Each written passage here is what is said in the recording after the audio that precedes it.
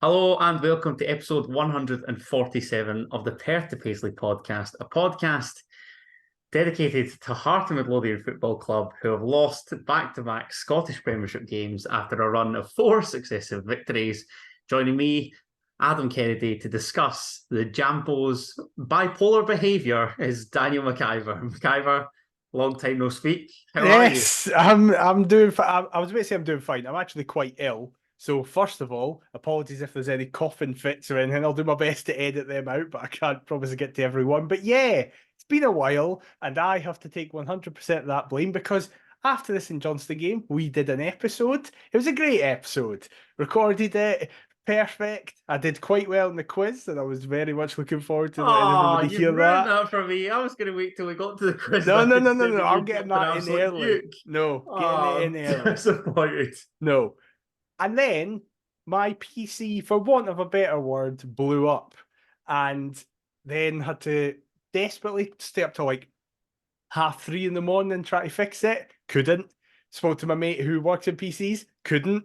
So had to put it into a shop. So that was gone for a week. So that was that first week. And then everything had gone. We'd lost absolutely everything. It came across the next time for recording, had to take a break. And of course, in that time, Hearts are winning. We're keeping clean sheets. We're going away from home, a tough Still grounds. Rosie in the And getting garden. points.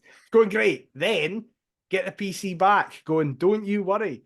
Next week, we'll be able to sit down and record an episode. We've just got 2 games in between. Perfect. And it all went disastrously wrong. So yes, it's my fault entirely. Blame me. We're back now. I'm ill. How are you?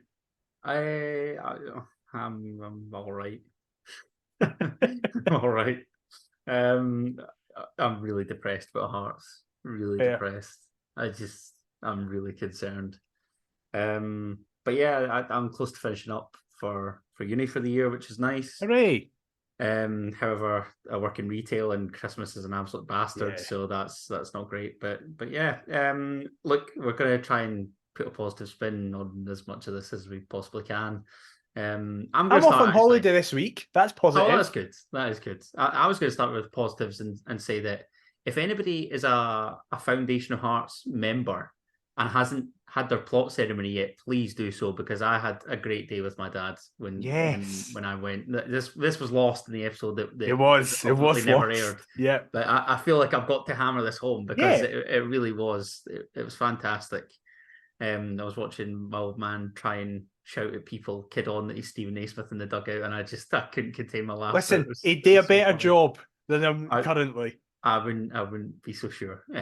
But yes, it was really good. So if you are a Foundation of Hearts member, if you are a legend in the stand, as they like to dub us, make sure you get along to your plot ceremony.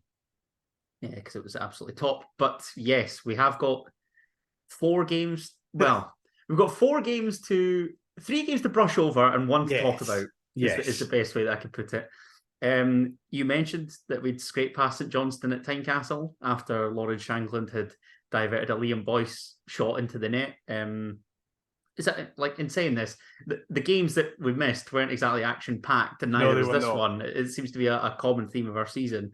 We obviously won at Rugby Park for the 2nd time this season, which, if you ask either of the Old Firm, is mission impossible. So how the hell we've done it, I've absolutely no idea. And Will Dennis had an absolute shocker. That was funny. Weekend was phenomenal. And speaking of the Old Firm, we hosted Rangers at Tynecastle and got beat like we always do. And my only notes with regards to this game were, I had a tenner on Abdallah Sima at any time. The easiest money I've ever earned. Why Nathaniel Atkinson is brought in after that long in the cold up against one of the most informed players in the country is just baffling. Didn't put too much on it because if he didn't score, I'd have got really angry. So just a wee tenner, 2-1, £30, lovely, easy money. Other than that, a really depressing night because Rangers are rubbish and we made them look really good. See, I don't think we did. I think it was 2 average teams with 1 chance in between. I wasn't as angry as everybody else was, which is a common theme after Old Firm performances. But it was interesting to see Twitter because a lot of people replied to my tweet going, oh no, I'm in agreement. I think we were all right. Rangers are all right, but we didn't take a chance. They did. Whereas some other people were like, right, 2 honking teams. Yeah, minging and we were bad. But of all the games to get annoyed about, I think the one that is most recent is a much fairer game to be angry about, which is very much how I felt after that. I mean, I view both of the same ilk, to be honest. I really do. Interesting. But that's just me. I am probably perhaps more annoyed at the weekend having seen the goals. But hey ho, it's just what we've become accustomed to, really, isn't it? It's Defeats some at the Old laugh. Firm, defeats at Pittodrie. It's just the regular spiel. Yeah. But I mentioned the weekend there. We'll go around the grounds before we discuss our defeat to the Dons. 4 games on the Saturday besides ours. Martin Boyle's goal proved the difference in West Lothian as Hibs won 1-0 at Livingston. Livy become the first team to lose 6 in the top tier without scoring since Aberdeen in 1999. There's a stat for you. There is a stat. Aye, they're down. Like, that's it. No ambition is to even score a goal. Yeah. Motherwell remain winless in 13 Scottish Premiership games. The last victory that they had was against Guess Who at Tynecastle. But they did salvage a point with a 92nd minute equaliser after St Johnstone finally scored their first league goal away from home this season. We are in December. Rangers were given a scare by Dundee at Ibrox, but the hosts hit back a James Tavernier penalty, putting them ahead. I'll say no more about that. St Mirren, annoyingly, get back to winning ways, as they're the first team to score against Ross County and Derek Adams' third spell as manager, as they beat the Staggies 2-0 in Paisley. And Sunday's sole match saw the league leaders handed their first Scottish Premiership defeat of the season at the ground where they were knocked out of the League Cup earlier on in the campaign. Kilmarnock defeating Celtic by 2-1, and Derek McInnes's men seem to just have their number. The first time they've beaten Celtic twice in one season since 1964-65. Absolutely unbelievable. What did you make of the other quintet of Scottish Premiership games, McIver? Rangers beat Dundee. Cool. Who cares? I don't. St Mirren, was a bit annoying. I kind of expected, though, because at Paisley, they're just better. They're just quite good at home. Yeah, strong at home. Hibs, obviously, they did score twice, but Venti's goal was ruled offside correctly. I just think Livingston are down. I just can't see any team getting close to them in terms of how bad they are. Like, it's unbelievable. No, I mean, it also doesn't help when we ultimately aid Aberdeen's, ascension up the league table. It does seem like Ross County and St Johnstone have made the changes and are happy with said changes in the dugout. Yeah. You don't get the impression that Livingston will sack Martindale, and you sort of get the impression that they would hold on to him if they do drop into the second tier. Yeah, because he's just, I just can't. I actually can't see anybody other than David Martindale managing Livingston ever again. Yeah, I'm very much in that same boat. Speaking about managers who stay forever, it just feels like Kettlewell is about to be sacked every game, but he keeps kind of getting a goal to keep it going until the next week. I don't know what's going on. How many late goals have they had in the season as well? It's actually meant. I'd love to know that. Like, lads, just do it like half an hour earlier, and then you get another one. Like, I know, it's as though it's like they've procrastinated for so long. Yeah. And they've got to get their homework in that night, and they've stayed up all night. They're on the Red Bull just to get it submitted and sent off. I don't know what's going on. St Johnstone will be gutted, obviously, to not win it, but they're just kind of starting to pick up points here and it. They're doing very Craig Levein things. They're just getting results when they need to, away from home. As you say, first away goal, like, that's big for them. So our day, Saturday, was kind of just like kind of what I expected to happen. The Sunday was very much not, mainly because I think what it has done, especially the last couple of days and that 24 hours we had, where everyone's furious, everyone's like, from a Hearts perspective, be like, this is a nightmare.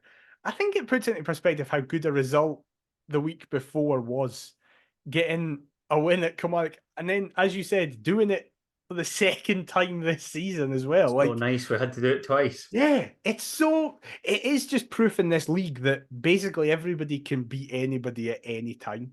Runs are hard to actually go on unless you're one of the old firm where you dwarf everybody else in terms of finances. And then Celtic still go to Rugby Park and cannot buy a win, it seems. So weird. So weird. Also, funny because it's Matty Kennedy doing it, who is rubbish. And just the fact that he is the one to end Celtic's unbeaten run is funny. Kelly battered them second half. Did you watch it Sunday? No, I didn't see any. Oh I've my only God. seen Matty Kennedy's goal. That's all I've seen. Honest to God, mate. Like, I thought Celtic were fairly comfortable and then went 1-0 up. From the minute that Kelly went behind, they just thought, sod this, Really? and just started. Oh, they bullied them, absolutely battered them. Wow. So the goal had been coming to equalise, but I'll be honest, I thought Derek McInnes would then shut up shop and go, do you know what? Yeah. Happy to take a point, but fair play. Because they still went for it and reaped the rewards. I wanted to ask you, actually, because I've seen a lot about this, and I feel like over the past few years, we seem to be going over this again and again and again and again. How bad do you believe the standard actually is? This, I've never agreed with it in past years, right? I've always kind of been like, oh yeah, it's not amazing, but I still think it's like, I don't think it's I honestly think Celtic and Rangers are rubbish, but they'll comfortably finish I don't think they're 20, 30 points ahead of whoever finishes third, and that might not even be us. I think they're rubbish in like European senses if you compare it to the rest of the countries. And by country, I mean Britain. And then like This will the be European Celtic stage. deep Feyenoord does this episode. Oh yeah, exactly, totally, 100%. But it's meaningless, so it doesn't But matter. in this league, they're still 100 times better than everybody else. I know that they're still dropping points, but we're in December and that's their first loss. Like, even an average Celtic team will be like, oh my God, we've lost a game and now we're in crisis mode. Like, kind of thing. Oh, don't get me wrong. I mean, some of the fans' comments, I'm just like, wow. Like, it's an absolute implosion of the highest order. Yeah. It's crazy. But I'm not having Rangers. I'll be honest. I'm going to say this now. I've got a horrible, horrible, horrible feeling that Aberdeen are going to do them in that League Cup final. Do you know that? I can't escape it. There's just something that tells me Aberdeen are going to win that, and I beg I'm wrong. I think either Aberdeen are going to beat them, or Rangers will be 3-0 up by half time. Yeah, I don't see it as being a tight game that Rangers edge. I see either Rangers batter them or Aberdeen win. But the rest of the league, I do agree with you. And again, it is that thing of like, would you rather have a lower quality league, but it's way more competitive, or a higher quality league, but there's such disparity? There's two ways of looking at it. The pessimist will say that the standard's rubbish and that, like, again, that's me, that everybody can take points off everybody because it's just a collective of muck. But if your glass is half full, you would say that this is exactly what you'd crave. Like teams, the analogy that if Celtic and Rangers were down in England, like the rest of the league is then wide open. Yeah, it'd be class. Pretty much. Yeah. It'd be so good. But it's just I don't know. It's there's not many good teams. I can't think of many good teams in the league. It's not like we're all really close to each other because it's like, oh, Aberdeen are flying and playing really nice football. Hibs are looking strong at the back and doing great. Hearts are nice movement. It's like, no, everyone's close to each other because you can't count on any team to win 2 consecutive games, basically. I honestly think it's like a selection of who is the least shite. Yeah, basically. First to 12th. Yeah. And then speaking of shite, Hearts headed up north as we took on Aberdeen. Stephen A. Smith making 3 changes from the team that lost to Rangers at Tynecastle in midweek. Toby Civic, the ineligible Alex Lowry, and Kenneth Vargas were given the nod to start, as Nathaniel Atkinson, George Grant, and Kioski Tagawa dropped out of the starting 11. That is how I'm saying that for Tagawa. Yes, correct. Yeah, yes. Thanks. That meant that Hearts lined up against Aberdeen as follows. It was Xander Clark in goal, a back 3 of Kai Rolls, Frankie Kent, and Stephen Kingsley, Alex Cochrane at left wing back, Toby Civic at right wing back, with a midfield trio of Alex Lowry, Benny Beningame, and Callum Neuenhoff, with Kenneth Vargas and Lawrence Shankland leading the line. Were you happy with that selection, McIver? I don't know if happy, if more just like expected. I was just like, yep, that makes sense at the very least. Atkinson coming out made all the sense in the world because God love him. I wouldn't want to just be chucked in against Rangers after not playing football for 2.5 months. Like I say, baffling decision. Yeah, mental. But then we've got nobody else, do we? So this is the problem. But like, he's been playing Civic, Oda, or Forrest. I know it's not ideal, but I'd say it's more ideal than chucking in Oh, a guy completely out of the blue. 100%. But my point is, like, they all give you different Yeah, totally. options. It's not like somebody's nailed down a spot. Totally. It very much depends on the fixture, whether it would be a Toby Civic at right wing Yeah. back or an Alan Forrest or even Yutaro Oda, who's definitely not a wing back. No, not at all. Vargas was the one where I was a bit worried, but it's not because of him. It was because The of conditions. yeah. It's not a And game for him, that is it? I was watching it, and just when he came out that tunnel in his gloves, I was like, "You must think you're in the moon, mate!" Like, there's no bigger jump than going from Costa Rica to Aberdeen in the I know. minging soaking rain. Life is so fried like that, honestly. Yeah. Like, you must just like how the hell am I landed here? Yeah, what am I doing? But my issue was I didn't think there'd be a lot of space in behind because Aberdeen's back three don't offer a lot of space in behind, and for 45 minutes they didn't offer a lot of space in behind. But generally, with the team, I was like, we're almost at the stage of everybody picking themselves because we're not quite yet at the stage where everybody's coming back and can fully play yet. But that kind of the specters of the past are sat on the bench, just kind of waving at the people, be like, "We're nearly fit. We're coming for your position soon." And one person was thrown in again at the weekend when he should not have been thrown in, and it was proved costly. But the actual team that started, fine. Nice. In terms of selection, I don't think there can be many complaints, to be honest. My only complaints are how on earth I'm going to drag out this episode, because I realised that we're flying through time and this game was really rank. Can speak about the first half. I've got a lot of good things to say about the first half. I've got next to nothing on the first half. I've got loads of good stuff to say about the first half. Okay. Well, what I was going to say is that the first 15 minutes or so was really quite cagey. Stephen Kingsley. No, it wasn't.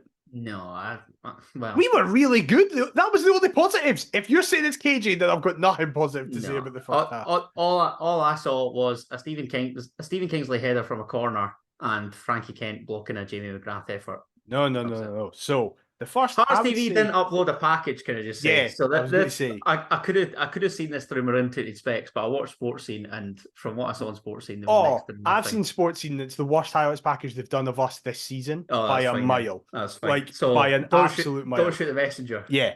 No, in the first half, and particularly the first 20 minutes, did we score in like the 16th minute or something? No, 20, I think. 19, right, perfect. Yeah. Perfect. That makes my argument even better.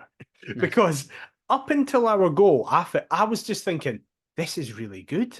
We're playing high energy. We were having nice little triangles. There was a little move. You mean the sort of stuff that we were promised? Yeah. Oh, we'll get into that later on. Don't you worry. There was a nice little move between Cochrane to Kent to Kingsley to Rolls, back to Cochrane, inside to Neuenhoff, played over the top to Shankland, who flicked it back to Lowry, and it was like, liquid football. This is great. This is really nice. We're creating stuff.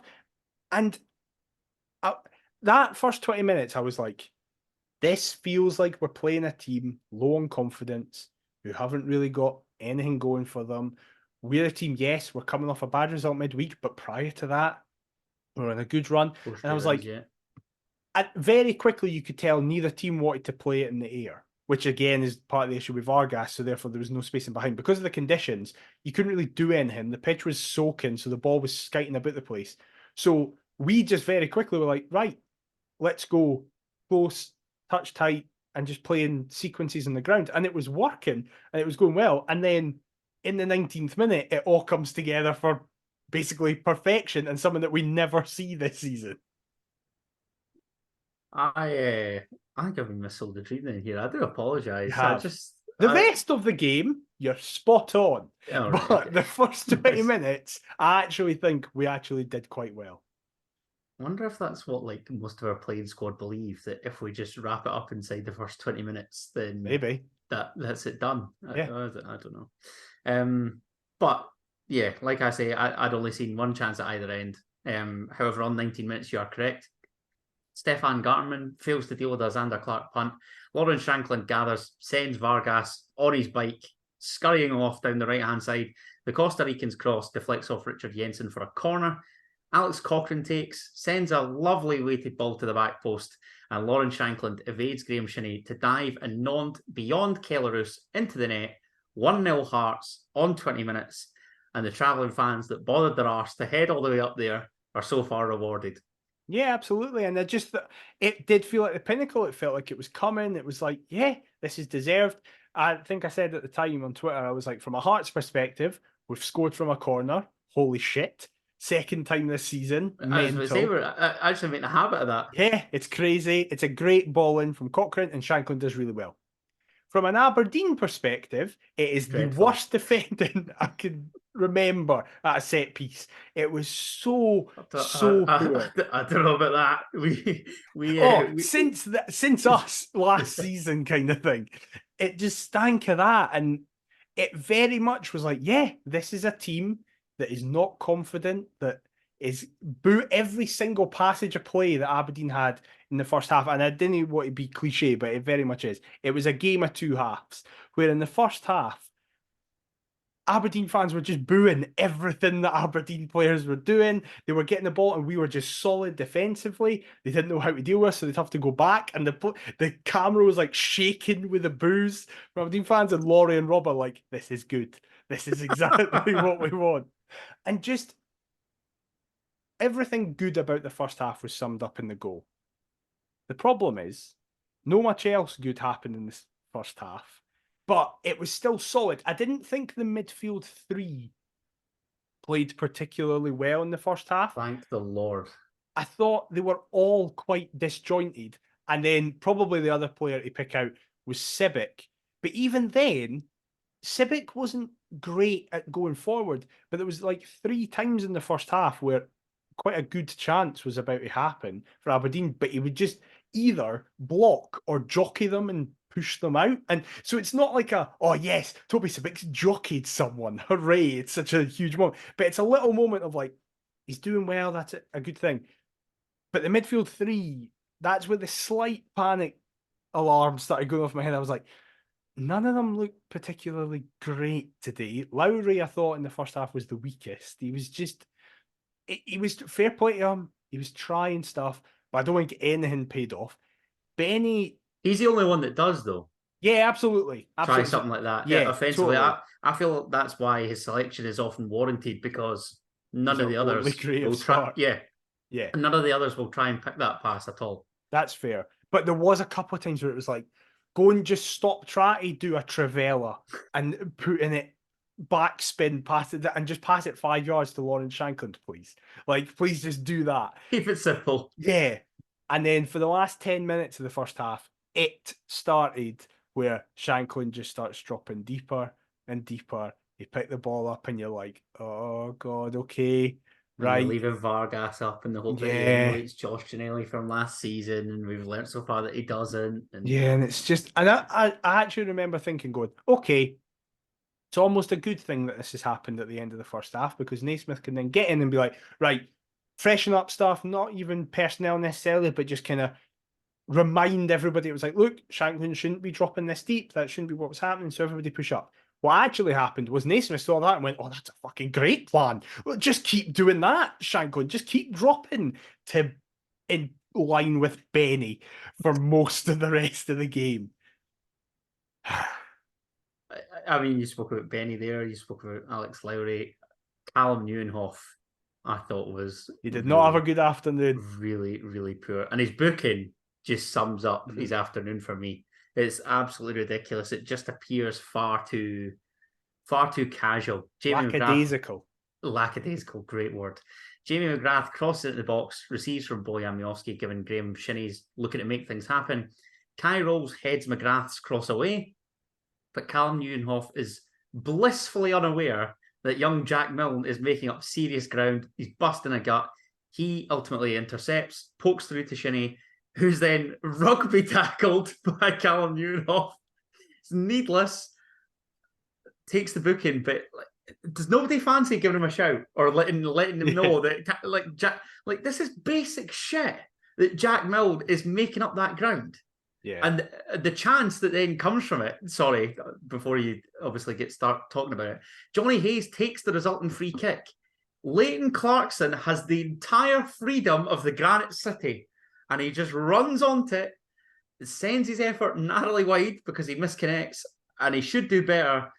But Hearts and switching off at set pieces, I cannot for the life of me name a more iconic duo.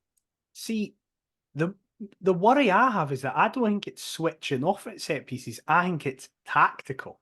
Just naivety. You see it at every corner we defend. We never leave a man up. You see it at every set piece that involves a cross into the box. We never leave a man out the box. So I hate that we don't do that. Yeah, to have it's an infuriating because it is infuriating. We've said it 100 times this season. For a corner, what it means is if you don't have a keeper who claims it, and believe me, we not have a keeper who claims it, and it ends up being pushed out, punched out, kicked out, headed out, you're going to get another ball in because you don't have an out ball.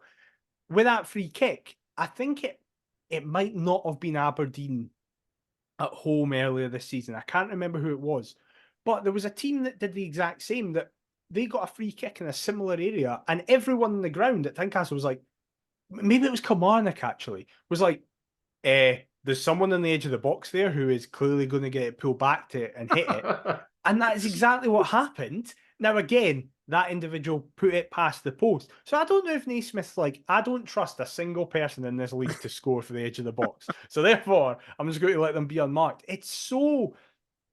Naivety is the right word for it. But it's baffling to even take that chance. Yeah. It really, because also, it's not... I'd understand it a bit more if we had 10 6'4" outfield players and you're like, right, okay, yeah, you want as much height in the box. What is Kenny Vargas going to do when a ball is played into the box? I don't get that either. I don't get that. Or like, even like a Cammy Devlin, you would gladly like leave on the post or just leave because he'd be the one to press it. Yeah.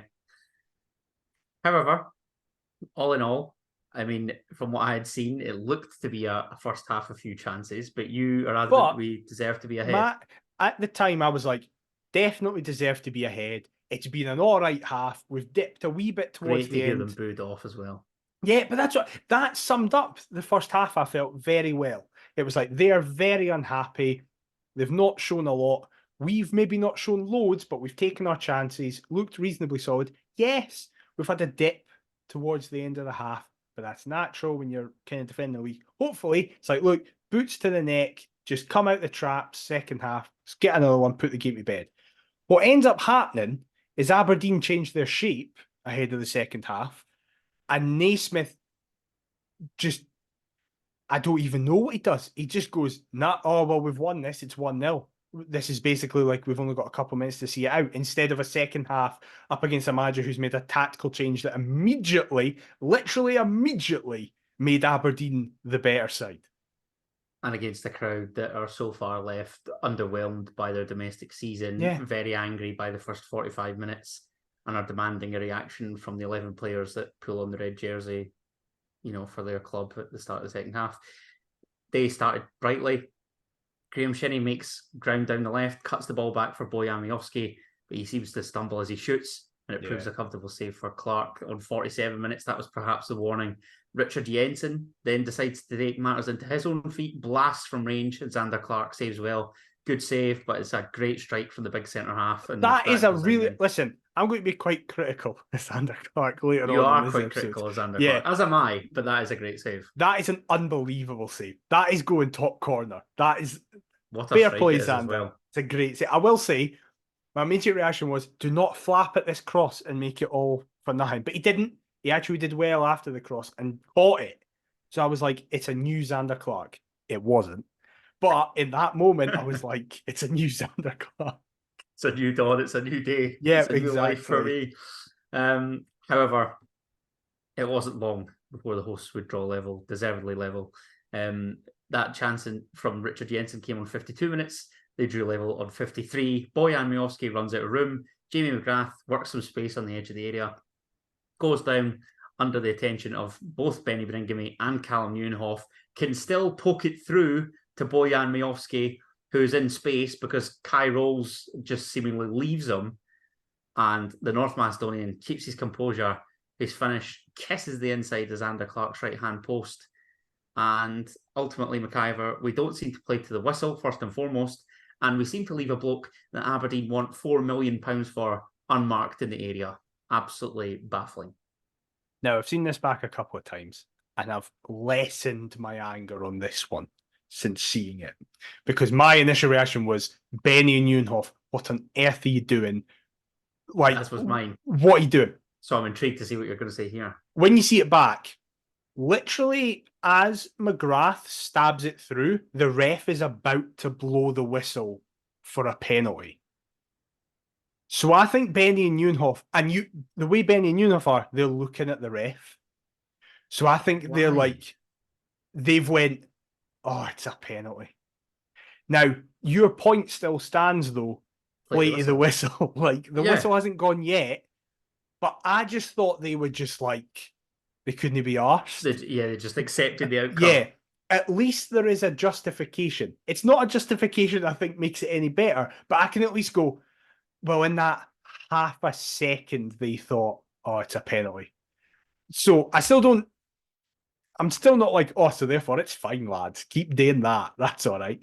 The problem with all three of them, though, including Rose, is just they're just ball watching. Like, completely. All of them are. And yeah, as you say, same habits die hard, really. Yeah, leaves one of the best strikers in the league, their best player by a mile, free. And as soon as you get into that space, it's like, all right, okay, this is a goal. It's not like Brendan Rodgers has been batting away questions about Bojan Miovski in his recent press conferences or anything like that, but it's okay. We'll just leave him unmarked in the box. It was one of those where the frustration, you know how sometimes in games you get really annoyed and frustrated because it's like a team's got someone out of nowhere. And you're like, this is a complete shooting ourselves in the foot, for God's sake. We've dished them out a lifeline here. Yeah. That wasn't that. That was a anger of course they will go to, because they fully deserve this. Like, we've done nothing in this half yet. It would have been a disgrace if Aberdeen hadn't got at least a point after that half. Even after that kind of opening 15 minutes, I was like, they deserve to take something for this. And that's what was so annoying. You mentioned the opening quarter of an hour. On 60 minutes exactly, Esther Sockler shoots into the side netting, and you're right, they're in the ascendancy. They're looking to flip the game on its head entirely, and perhaps they were lucky to flip the game on its head against 11 men, as Benny Beningame, I think, is fortunate to just see a yellow given his challenge on Jamie McGrath on 62 minutes, given that he hacks him down, and then from there it seems to be a royal rumble at Pittodrie. I think it's one of them that if the ref had given a red, VR wouldn't have overturned it, but because he gave a yellow, VR isn't going to overturn it. Yes. I think there's enough in it for it. I think if he was sent off, he couldn't really have complained. Because I don't think Benny is a malicious player by any manner or means, but that challenge, like, he knows exactly what he's doing with that challenge. I think the thing that saves him is that his foot is facing down. And ultimately, maybe kind of the position on the park and the fact that he's not like a last man or anything. Yeah, he has to hack him down. He's got like at least that defensive unit behind him. And it's not up in the abyss per se, but it's not in like too dangerous an area. Yeah, but as I say, if he'd been sent off, I don't think VR would have overturned it. And I don't really think, ironically, I don't think we would have had a leg to stand on. Like, that's for you. Hey, we're still on it. We've been away for a couple of weeks. For a fortnight, but that's the type of terrible pattern that you can expect. Have not lost it at all. Never had it, but haven't lost it. Exactly. Yes. It's the only positives to this fucking review so far. Oh, exactly. And I knew this episode would be dog shit, so happy to play. Few chances until the end. However, 8 additional minutes goes up. No. Wait. Are you going to talk about changes? Yeah. Okay. Well, I need to see them because, again, didn't do my homework. No, I know. No, I'm only talking about one.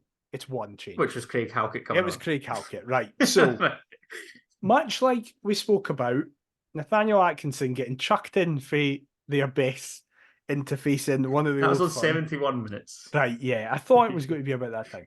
71 for I Toby can't Civic. remember who. Toby Civic, there we go. So I was thinking, he's got to change to a 4.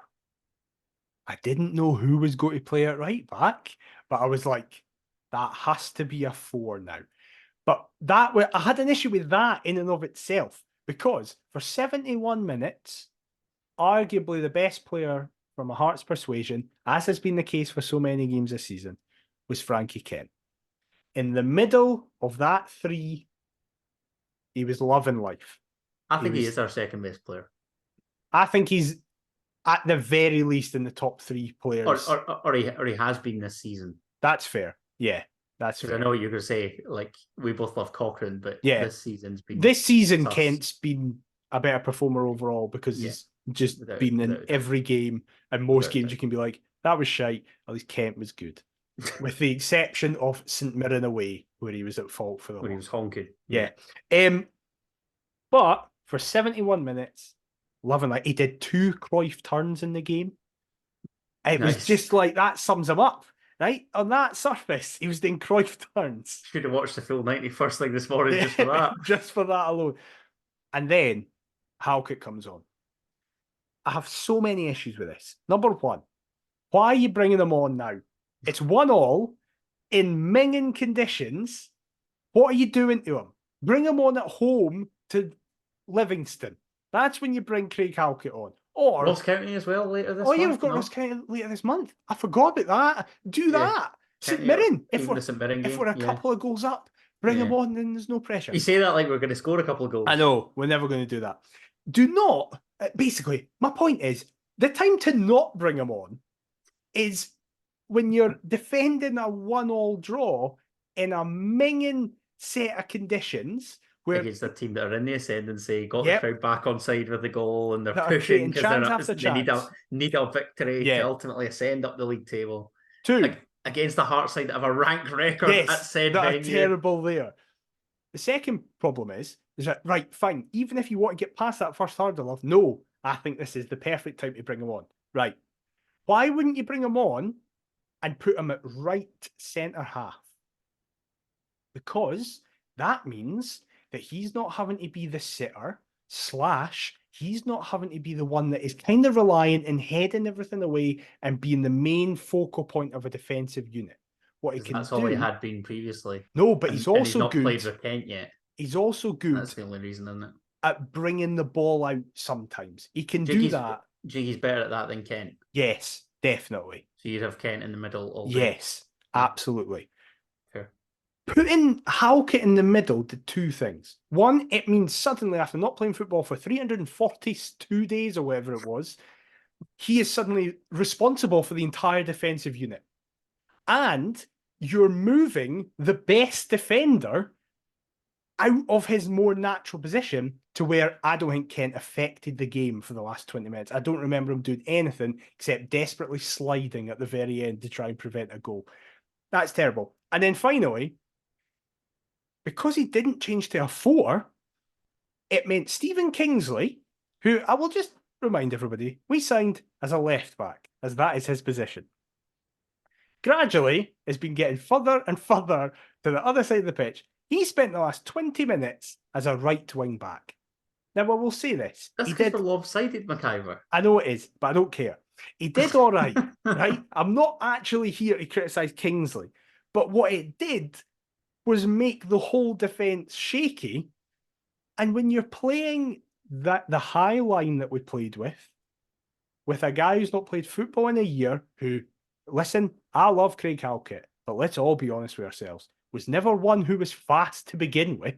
Never mind coming back for this injury. Do you remember when he came back from an injury after lockdown and it looked like he did a chalk down? Well, this is the thing. Like, oh my goodness. He's never quick over 10 yards to begin with. He can get quick. Once he's started to run, he's quite quick when he's at full speed. But that initial 10-yard dash, that's no Craig Halkett's game. And I do not blame him for that. It's not his game. Why Naismith puts all the responsibility on him is just horrific man management. As it was putting Atkinson in from the very start against Rangers, as it was that we've seen so many times this season. A mental decision. and a mental decision it would prove, as Hearts would then go 2-1 down in stoppage time, like I say, having had 8 minutes towards the end. I'm not going to lie, McIver. I'm not one of these people that chucks out conspiracy theories. I believe them to be a load of tosh. But how on earth there was only 3 minutes at Tynecastle against Rangers in that second half, and yet in other games they've been dishing out 8s aplenty. I mean, 8 even in the reverse fixture between us and them at Ibrox. Yeah. They just don't. It makes no sense. This additional I think time. 8 was maybe a wee bit too much, but I expected about 6 or 7 because there was quite a bad injury in the second half. Oh yeah, at the weekend that's fine. Yeah, that's totally fine. I'm just talking about across the piece generally. It needs to be consistent though, yeah, because it's not the 3 minutes on Wednesday night was unbelievable. And that's just an absolute disgrace. Yeah. I mean, they're not even hiding it anymore. However, on 90 minutes, Duke off the bench would send a header wide after Shane Morris, another fellow substitute, gets the better of Alex Cochrane down the flank.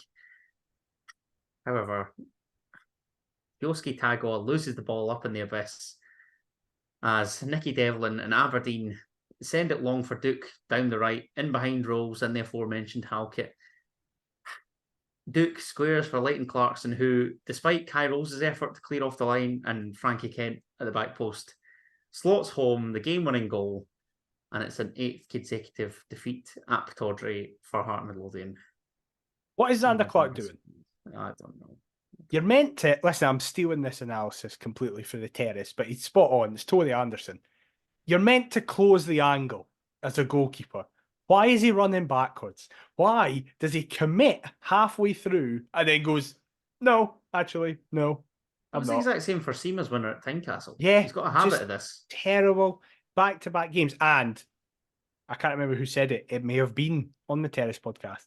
I think a part of it is the fact that Xander has stood there going, right, not had a very good time for Scotland. I've been all right this season for Hearts. I've not been terrible. I've not been amazing, but I've been all right. Made a couple of good saves. In this very game, he made a couple of very good saves. But he now, the difference compared to all these other months over the last year, is that if he's standing still and there's not much really going on, all the actions at the other end of the pitch, which in fairness doesn't happen that often under Stephen Naismith, but say it does, and he's not got much to do, if he just looks to his right, he can see that on the bench is the greatest goalkeeper to ever play for this club, one of the greatest players to ever play for the club, period, and he's just waiting to come back for his position. The stress and nerves that must put on you when you're flying anyway must be tough. But when you're in a bit of an inconsistency, every little mistake you make, you'll start to think, this is going to cost me my position. This is going to cost me my position in the team. So you're going to start making more mistakes. I've been asked about this by a couple of journalists actually recently, when I think Craig Gordon will re-enter the fray. Now. Okay. He has to now. He has to now. Or you think it'll be the Celtic game? He has to, or not be on the bench. He has to stop being on the bench. I can't see it till the Spartans game, me. I'll be honest. That's a night we can't. Then we'll have lost too many points.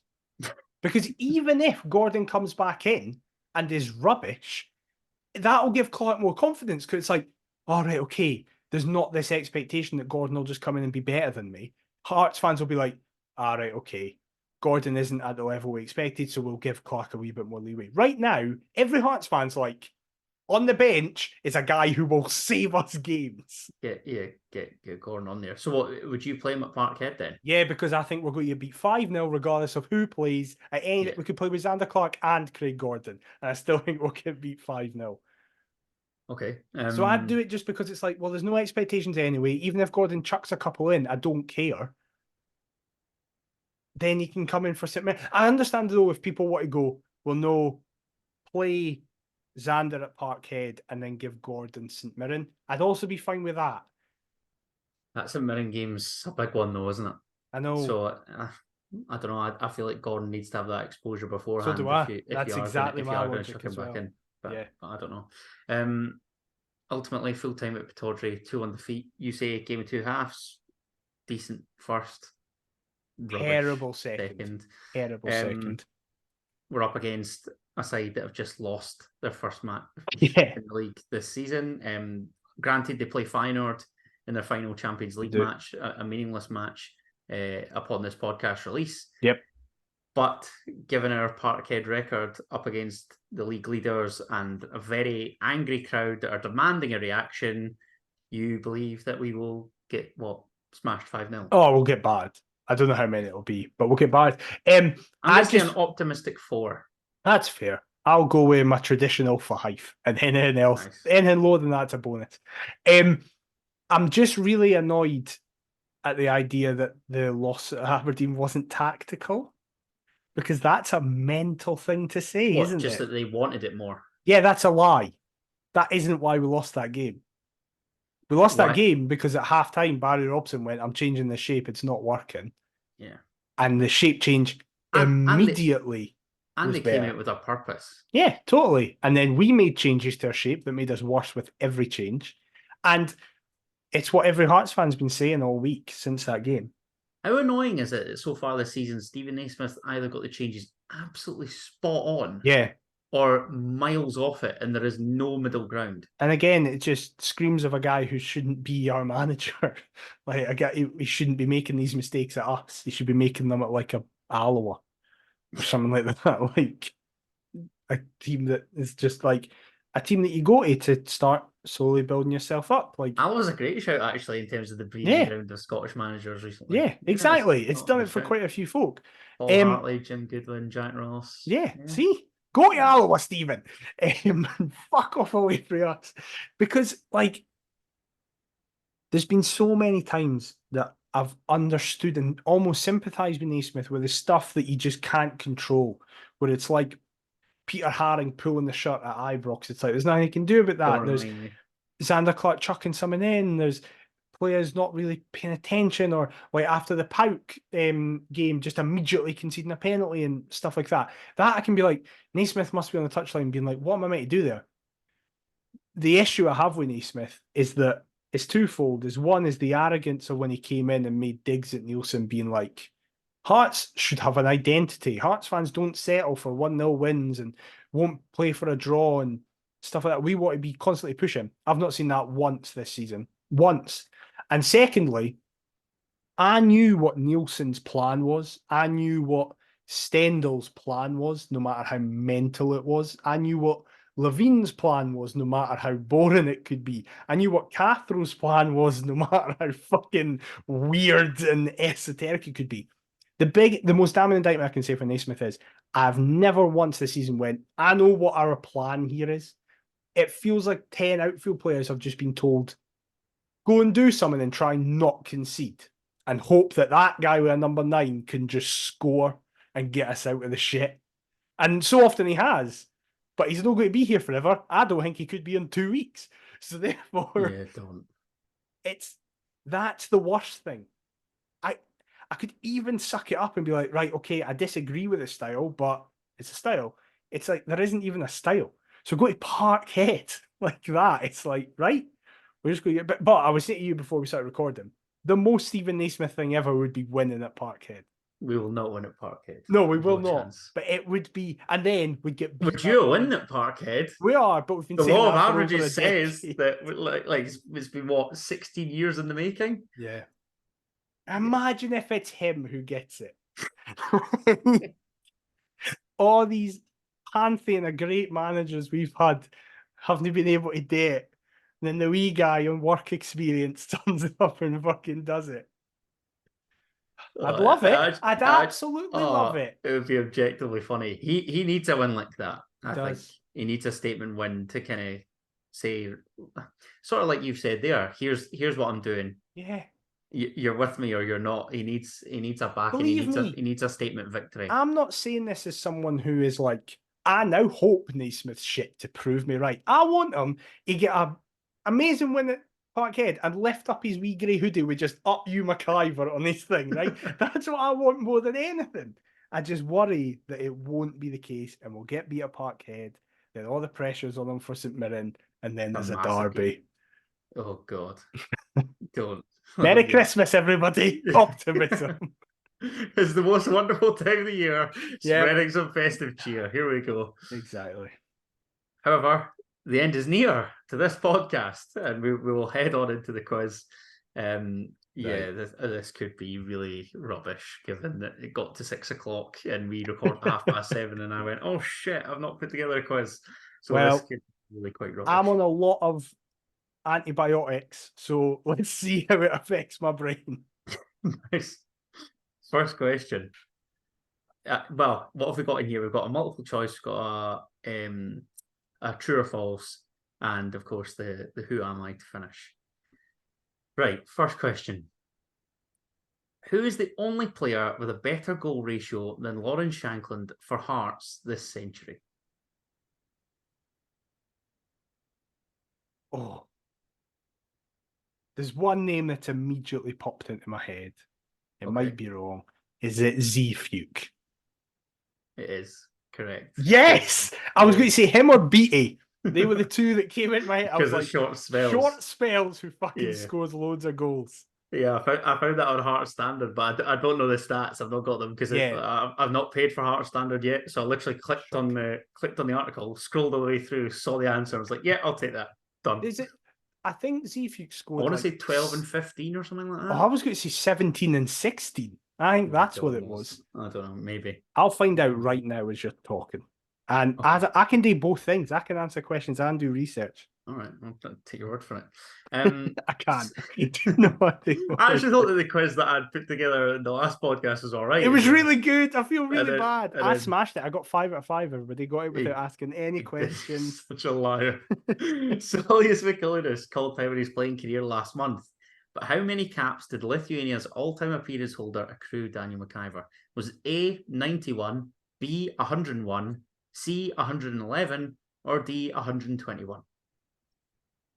I would like to first say you got it spot on. He played 15, scored 12. 12, 15, yeah, there you go. Not bad. Right. Surely Miko got over 100 caps. I'm discounting 91. Okay. Did you say 101, 111, 121? I did. I don't think he'll have got as many as 121. Interesting. Okay.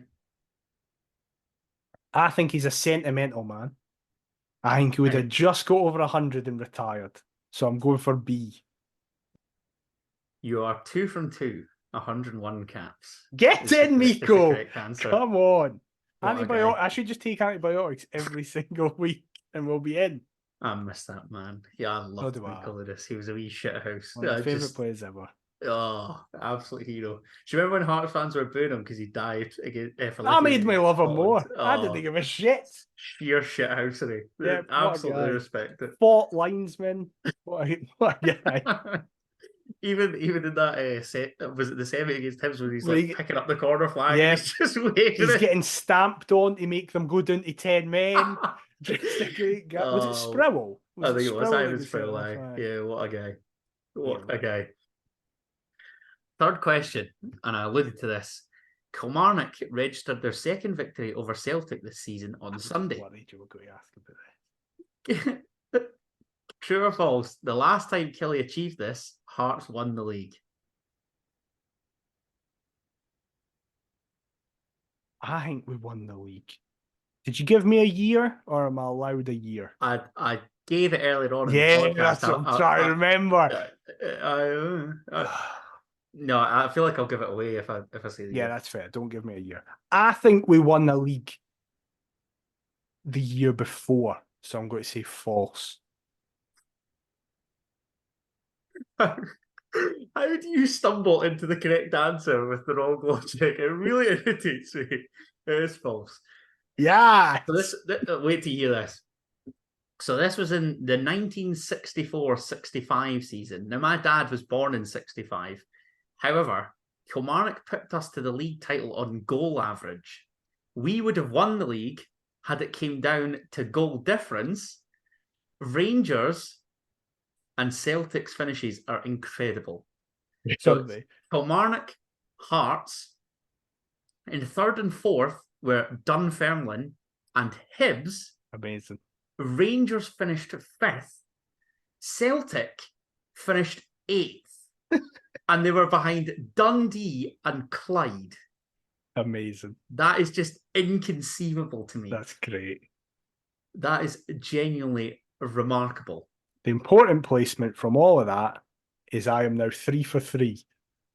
Somehow, absolutely disgustingly. I should have taken this quiz more seriously. I should have started questions. I'm going to get them all right, except the who am I and hate my life. That's ultimately what I hope for. Yeah, exactly. To be honest. Question number 4. Speaking about that Kilmarnock game, that was Brendan Rodgers' 10th domestic defeat as Celtic manager. What percentage are Hearts responsible for in his losses? Right. Obviously, So ultimately, out of the 10, how many have we? Right. Well, at least one because of the 4-0. Mm-hmm. I think we beat them in the.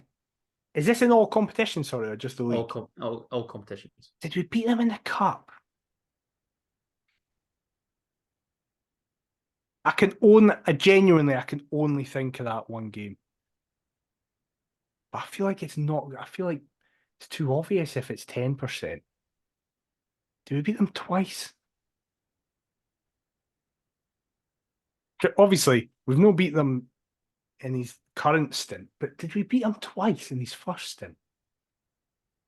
I can't think of if we did, so I'm going to go 10%. I think we beat them once. McIver, we beat them twice. When? The other game you're going to be so annoyed was on your birthday, I believe, the Kyle Lafferty Oh, winner. was he manager then? I didn't think he was manager then. I'll tell you what, out the 10, I'll be very impressed if you can give me the rest of them. Because I couldn't believe this when I saw it. I could name you 8 other teams if you want. Because that's as high a chance. I'll give you sure, Rangers. 3. There's 4 other teams beat him. Rangers was one victory, and that was the day that we beat Hibs at Easter Road with Ollie Lee. They won 1-0 in the Old Firm Ryan Jack. If you remember, through Scott Brown's legs. I remember watching that, and I remember watching that in the Boozer before my first trip to Easter Road. You do have to remember, I think I've watched 2 Old Firms in my life. That's fair. And they've both been the last 3 years. Hibs. Also beat him twice. Okay. Right. Because you said that, I'm going to name a random. Dundee. No. Okay. Motherwell. No. Right, a dickhead, because I'm not just going to list every top Think 5 of who's team. traditionally up towards the top ends. Aberdeen. Aberdeen was 1, Rangers 1, Hibs 2, Hearts 2, and the other 4, Kilmarnock. Yeah. Interesting. 40% of his losses as Celtic manager have come to Kilmarnock. That is crazy to me. That's and mad. 2 of which have come this season. That's crazy. Absolutely baffling. However, we are into the Who Am I? And I've got the fear that we've done this guy before. I beg that we haven't, though. Okay. What happens if we have? Do I just get the point? We've never had this. Yeah, well, you got the last question wrong, so yeah, we'll go with that. All right, thanks. Because it's not a 5, so. Thanks. Thank you. Cheers. You're welcome, mate. It's that or we just go away for half an hour and I just exactly. That would be amazing, actually. We should do that. But leave it in. Just half an hour of silence. The gap, a massive gap. Exactly. People will be like, what the hell is this hour and a half? Me, they got 2 hours out of this week. Christ, fair play to them. Right, here you go. I was once compared to the most famous footballer to ever emerge from my country. After attracting reported interest from Liverpool and Celtic, I joined the Jambos for a suspected £125,000 fee on a 2-year deal with a further 5-year option, as my parents flew over to Edinburgh and accompanied me. I was named as one of the top 50 young footballers in the world, but was unable to break into the Hearts team, eventually going AWOL before returning home, where I would never leave for the rest of my career. Who am I? What the hell? So we signed a wonder kid who ended up being shit, basically. Not like us. Not like us. Right. Between what years did this man play for us? Love that question. You love that question. I love it. I need somebody to go off. 2007 and 2009. That's a bad 2 years. Right. I'm actually going to get their London Hearts up as well. First clue does not help me. Second clue does not help me. Third clue does not help me. It's a bad set of clues this week for me. Try and think of like big players for nations that could then be comparable to players who end up in Gorgie. It's a short list. Like, apart from Kevin McKenna, the greatest Canadian of all time. I don't think it's Kevin McKenna, considering it's the years that he said. I'm now trying. I'm worried if I double bluff myself, trying to think of players we've previously done. I think That's that's my bad. fault. I know you've put that in my head. Chucking out that suggestion. Yeah, I don't think there's any point in asking me the position because I just won't get that. Okay. You imagine it would be an attacker, but I just don't think that would mean anything because the only reason I say that is because I assume if you're being compared to like a great player, you're probably going to be in that. So, did you say 07 to 09? Yes. So, is this like Shaba, Laszlo times? I'm pretty sure Shaba was manager then. 08, 09, I think was Shaba. Right. Do I ask nationality? Oh, this is when we had hundreds of Lithuanians. So if you say Lithuania, I'm knackered. But if you say a different nationality, I might be quids in. Because there's like 3 others to choose for, Scottish and Summit. It's up to you whether you've got to take that risk, McIver. There's no point in asking clubs because I'm not good enough to know the nation by certain clubs unless you were like If I gave like a location away, that might age you, but Getafe. I was yeah. like, they're Spanish, but if you just Or say like random clubs. Dinamo Zagreb, you Yeah. could say they're Croatian. So I feel like I should. Right. What nation is this man from? This man is Romanian. Ah, that is the worst. Right. So he's compared to Hadji. I'll be honest. Correct. Good knowledge. I'll be honest. Didn't think we ever had a Romanian play for us. McIver, I'm amazed when I saw this. I saw this ages ago and I left the name in the notes because I do not remember this bloke at all. Romanian? Barely kicked the ball for us. So I'll be astonished if you remember him. Now I'm doing that thing in my head where I'm like, what name sounds Romanian that I can think of?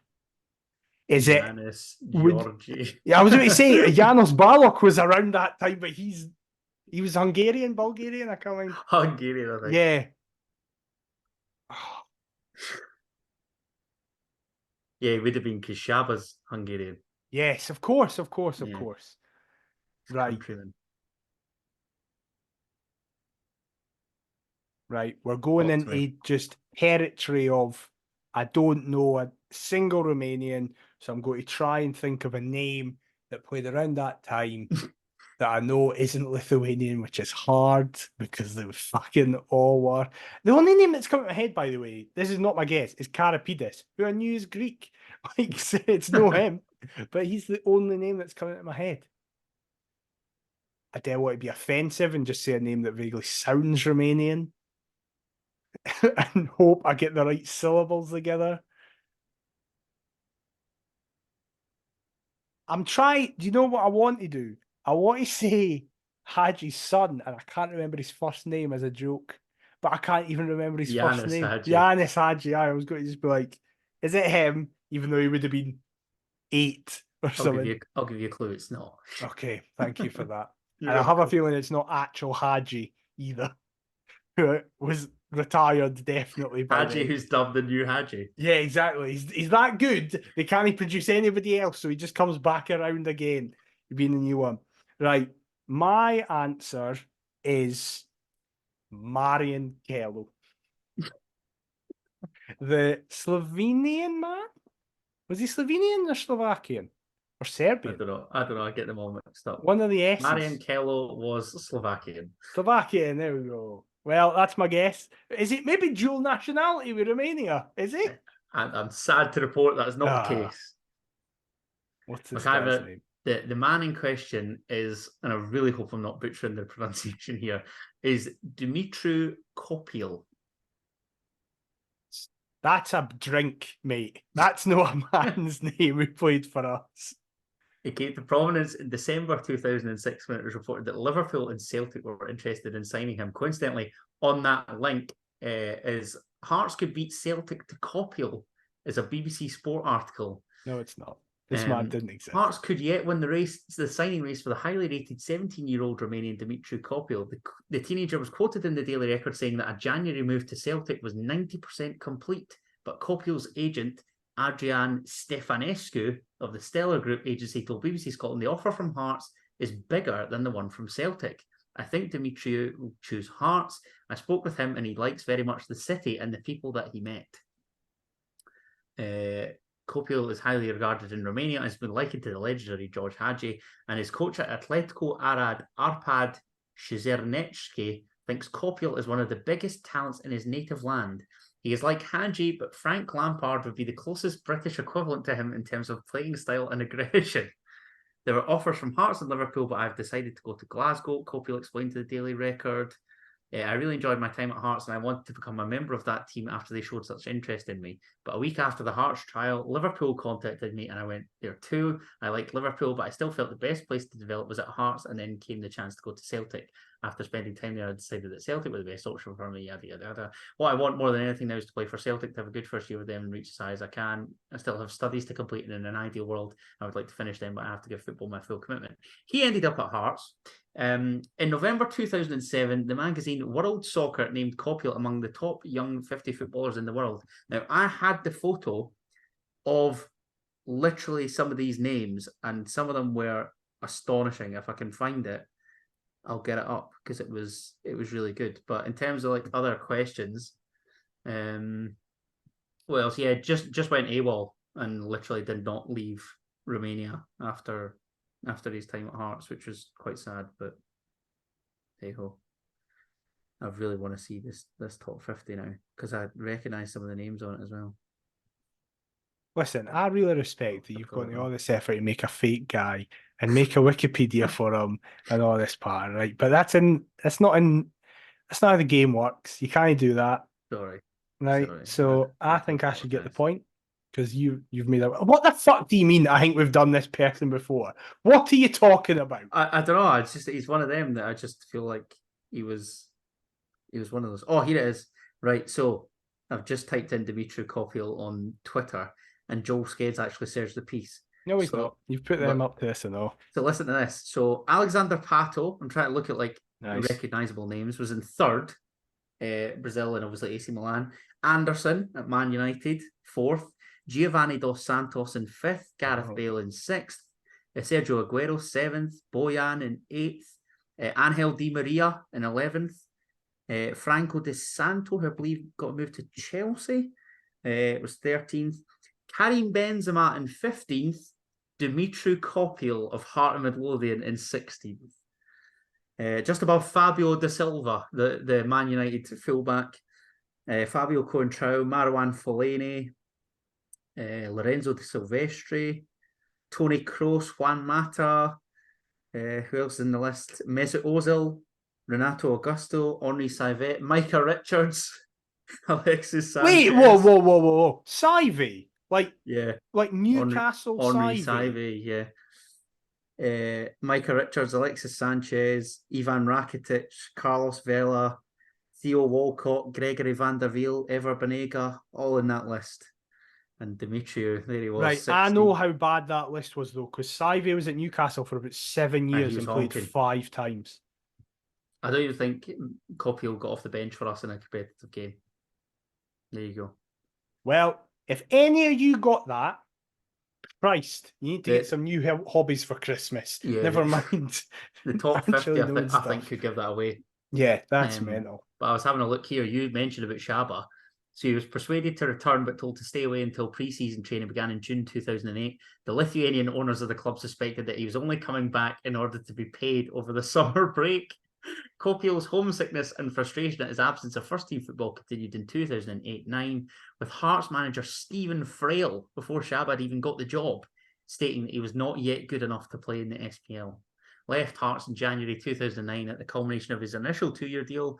Hearts had reneged on the 5-year option, but was offered a 1-year extension, which they claimed entitled him to a transfer fee when he moved on. Needless to say, he went back to Romania, never to be seen again. Mental. Absolutely mental. But I'll take 3 out of 5. I'm chuffed with that. Started off very strongly. So let us know how you got on with that. And again, we're hugely sorry, especially me, for the delay and break that we had that was not planned. Absolutely. I'm not sorry planned. for churning out a pish episode in its absence, but that's life. We've great. had 140 plus pish episodes, so everybody's used to it at this point. And if you are used to it, let us know what you think. Perth to Paisley on all forms of social. If you've been listening to this, please leave us a review on your podcast platform of choice. If you've been watching this, please leave a like, comment, and subscribe on YouTube. Perth to Paisley at gmail.com as well. If you want to fire over any emails at all, Adam, where can they get you on all the socials? You can get me on all the socials looking at World Soccer's 2007 Top 50 Wonder Kids at Adam T. Kendall. What about yourself, mate? I'm at DMcIver22. We'll be back next week to discuss all the fallout from Parkhead. I cannot wait for that. Preview the St Mirren game and anything else that happens in between. But until then, we'll see you next time. Bye-bye.